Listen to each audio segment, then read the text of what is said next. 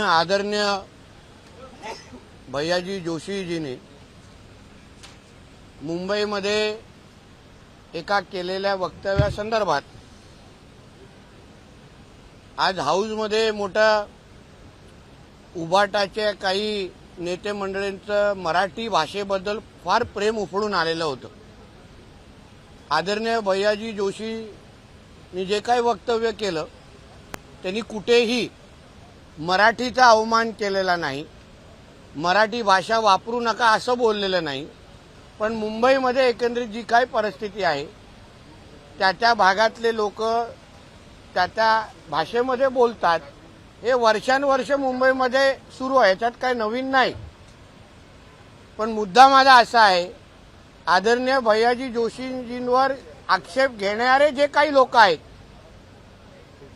आता आदित्य ठाकरे यांनी, आमदार आदित्य ठाकरे यांनी मराठी भाषेवर प्रेम दाखवणं हे खरं म्हणलं तर आश्चर्य आहे। स्वतःच्या निवडणुकीमध्ये वरळीमध्ये केमछो मराठी असे बॅनर लावणारे ह्यांनी मराठीबद्दल प्रेम दाखवावं आणि मराठी भाषावर अन्याय कसा होतोय अशा सगळ्या गोष्टीवर भैयाजी जोशींवर टीका करणं आणि मग मुख्यमंत्री साहेबांचे आभार मानण्यासाठी उठणं। पहिलं आपल्या स्वतःच्या मतदारसंघामध्ये केमछो वरली लावण्या अगोदर मग तो विचार केला नव्हता का? महाविकास आघाडीच्या काळात उबाटा सेनेचे कित्येक पत्रक हे उर्दू भाषेमध्ये बाहेर यायचे।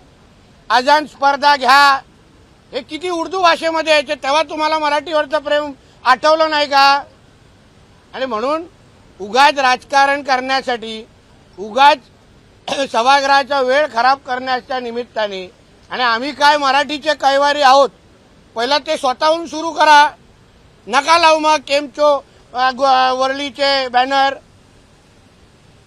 लग्नामध्ये नाचण्यासाठी मग तिथे गुजराती समाज आवडतो आणि मग अन्य वेळी मग तुम्हाला भैयाजी जोशीजींच्या स्टेटमेंटवर आक्षेप का आहे नेमकं?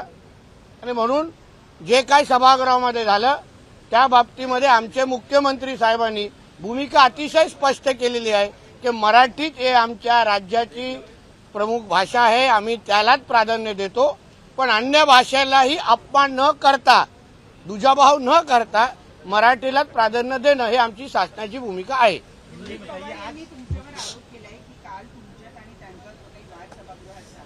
औरंगजेबाबद्दल बोललं किंवा कोरटकरबद्दल बोललं की नितेश राणेंना का झुंजतं असं त्यांनी हो, कारण का कोण बोलतं ह्याच्यावर नितेश राणेचा आक्षेप आहे, म्हणून मी त्यांना आठवण करून दिलं, त्यांच्या आजोबांची स्टेटमेंटची आठवण करून दिलं। तेव्हा छत्रपती शिवरायांना जानता राजा म्हणू नका हे त्यांच्याच आजोबांनी वक्तव्य केलं, त्याची फक्त आठवण करून दिली। ते ज्यांना नेते म्हणतात, राहुल गांधीजींनी गेल्या 19 फेब्रुवारीला, हे जेव्हा 19 फेब्रुवारीच्या दिवशी जयंतीच्या निमित्ताने श्रद्धांजलीचं ट्विट केलेलं, मग राहुल गांधींवर यांनी आक्षेप का घेतला नाही? कोरटकर असो की कोणी असो, छत्रपती शिवराय आणि धर्मवीर संभाजी राजेंवर जे बोलणारा जो पण कार्ट आहे त्याला शिक्षा आमचं शासन करणारच। मग राहुल गांधींवर काय बोलायचं नाही, घरातल्या नातेवाईकांवर बोलायचं नाही। जितेंद्र आव्हाड हे त्यांच्या पक्षाचे आमदार आहेत, ते स्वतः औरंग्या होता म्हणून छत्रपती शिवाजी महाराज मोठे होते, मग का कानफडीत लावली नाही जितेंद्र आव्हाडाला? कोरटकरला शिक्षा मिळालीच पाहिजे, मग जितेंद्र आव्हाडांना का बाहेर सोडलं? तुमच्या पक्षाचं आहे म्हणून तिथे मग शिवरायांच्या बद्दल तुमचं प्रेम मोठं झालं नाही म्हणून उगाच हे जे काय दोन तोंडीचे लोक आहेत ना, म्हणून मी तो आक्षेप घेतला आणि सभागृहामध्ये चुकीची माहिती जाऊ नये यामुळे मी बोललो होतो।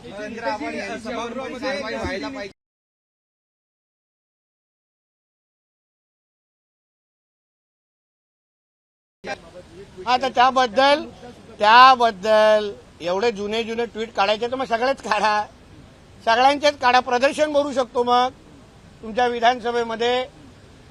बाळासाहेब ठाकरेंबद्दल कोण काय काय बोललेलं, उद्धव ठाकरेंबद्दल कोण काय काय बोललेलं, आदित्य ठाकरेचा आवाज कोणी काढलेला, त्यांच्या मांडीला मांडी लावून बसणारेच लोक होते। म्हणून जुने संदर्भ देण्यापेक्षा स्वातंत्र्यवीर सावरकरांबद्दल मी असंख्य वेळा बोललेलो. माहिती चुकीची होती, माफी मागितली ना, मी माफी मागितली. पण हिंदू हृदय सम्राट बाळासाहेब ठाकरेंबद्दल जे काही घाणेरडे वक्तव्य ह्याच्या अगोदर करण्यात आले, जे आज त्यांच्या मांडीला मांडलेलं, त्याच्याबद्दल माफी मागण्याचा धाडस आहे का? मागा मग. नितेश राणेंजी, जितेंद्र आव्हाड यांनी जे विधान केलं होतं त्या विधानाची गंभीर दखल घेतली जाईल, कारण विधान परिषदेमध्ये एक पत्र सुद्धा या आशयाचं देण्यात आलं. नक्कीच आहे ना. औरंग्याचं उदारीकरण, टिप्याची उदारीकरण कोणी करत असेल तर त्याला काय आमच्या महाराष्ट्रामध्ये शासनानं नाही, ही आमची भूमिका आहे. जो न्याय किंवा जी शिक्षा अबू आझमीला लागलेली आहे ती ह्या अन्य लोकांना पण लागली पाहिजे, अशी भूमिका आहे. नितेशजी, आता सभागृहामध्ये सुधीर भाऊ बोलताना त्यांनी असं सांगितलं की फायलींचा किंवा नसती निस्तारा कायद्याचा खून करणारे काही वाल्मिक कराड अधिकारी, त्याबद्दल मंत्री महोदयांनी उत्तर दिलं ना. संबंधित मंत्र्याला तो प्रश्न विचारा ना. काल फडणवीस साहेब सहीकडे पिचकारी काय मारताय? काल फडणवीस साहेब म्हणाले जे विधान अबू आझमी यांनी केलं ते लोकशाहीच्या विरोधात कोण बोलले? फडणवीस साहेब म्हणाले. हा, बरोबरच आहे. आणि त्यामुळे कारण का ज्या राजाच्या विचारांवर, ज्यांच्या प्रेरणा घेऊन आमचं शासन चालतं, आमचं राज्य चालतं, त्या राजाचा कोण अपमान करत असेल तर त्याच्यापेक्षा मोठी शिक्षा असूच शकत नाही. म्हणून कडकची कडक शिक्षा हे आमचं देवाभाऊचं सरकार देणार, हे आमची भूमिका ठाम है. देखिए, कल आदरणीय भैयाजी जोशी जी ने जो कोई एक भाषण मुंबई में किया, उसके बारे में आज विधानसभा में बहुत लोगों का मराठी बारे में उनका दोखला प्यार जाग उठा था. भैयाजी जोशी जी ने इतना ही कहा, उन्होंने कभी किसी मराठी भाषा का अपमान किया नहीं. उन्होंने इतना ही कहा कि मुंबई शहर में अलग अलग प्रांत के लोग रहते हैं, वो अपनी अपनी भाषा बोलते हैं. उतना ही बोला. उन्होंने कहा बोला कि मराठी इस्तेमाल मत करो.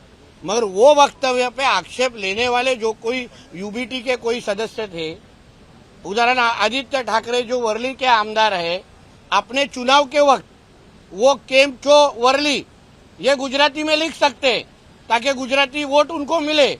फिर अभी तुमको गुजराती के ऊपर इतना प्रॉब्लम क्या है? इलेक्शन के वक्त तुमको बैनर लगाना अच्छा लगता है, फिर अभी क्या प्रॉब्लम है? गुजराती समाज के लोगों के शादियों में तुम लोग जाके नाचते हो, तभी कुछ प्रॉब्लम नहीं है. फिर अब बाद में फिर बाहर आके हाउस में हम इतने मराठी भाषा को हम लोग ही संभालते, ये सब जो नौटंकी है ना, ये नौटंकी का पर्दाफाश होना चाहिए. इसलिए ये मालूमात बाहर दे रहा हूँ. अरे हिंदीची लिंक तुटेल, थांब जरा. तुला माहिती आहे मध्ये हिंदी कसं आहे? नीतीश जी, क्रिकेटर मोहम्मद शमी ने रोजा नहीं रखा, इसीलिए तमाम मौलाना सारे ट्रोल कर रहे हैं कि आपको रोजा रखना चाहिए. देखिए, इसी कट्टरपन के खिलाफ हम लोग है, इसी कट्टरपन के खिलाफ है.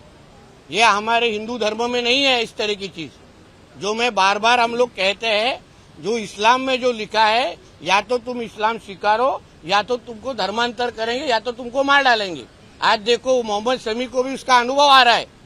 इसलिए तो हम हमारे हिंदू धर्म का वाहवाह करते हैं, क्योंकि हमारे हिंदू धर्म में इस तरीके का कट्टरपंथा नहीं है.